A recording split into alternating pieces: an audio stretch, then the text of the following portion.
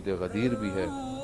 امام علی نقی علیہ السلام کی حدیث میں آپ کی خدمت میں پیش کرتا ہوں۔ امام فرماتے ہیں 4 عیدیں ہیں ہماری، عید فطر، عید قربان، عید غدیر اور روزہ جمعہ، یہ 4 عیدیں ہیں، اور جتنی فضیلتیں عید غدیر کے لیے کسی عید کے لیے نہیں، تو اس کو ہلکا مت سمجھیے گا۔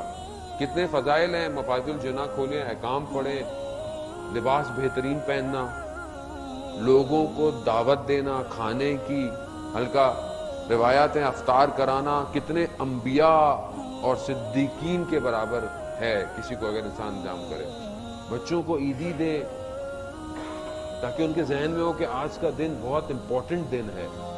کیوں امپورٹنٹ ہے تو بچہ پوچھے گا تو آپ بتائیں گے بیٹا آج ولایت علی ابن ابی طالب کی ولایت کے اقرار کا دن ہے۔ یہ بہت مہم ہے کیونکہ ہم نے غدیر کو کم رنگ کر دیا ہے۔ غدیر میں بس اب اچھی بات ہے، یہاں جشن ہوتا ہے، ہونا بھی چاہیے، لیکن صرف امام بارگاہ تک جشن نہیں رہنا چاہیے، انسان کے گھر میں بھی ہو، انسان گھر میں خوش ہو، گھر والوں کے ساتھ بھی خوش ہو، تاکہ پتہ چلے کہ آپ دیکھیں کائنات اس جشن کے اندر جو ہے نا مشغول ہے، ملائکہ اس جشن کا جو ہے وہ انتظار کرتے ہیں۔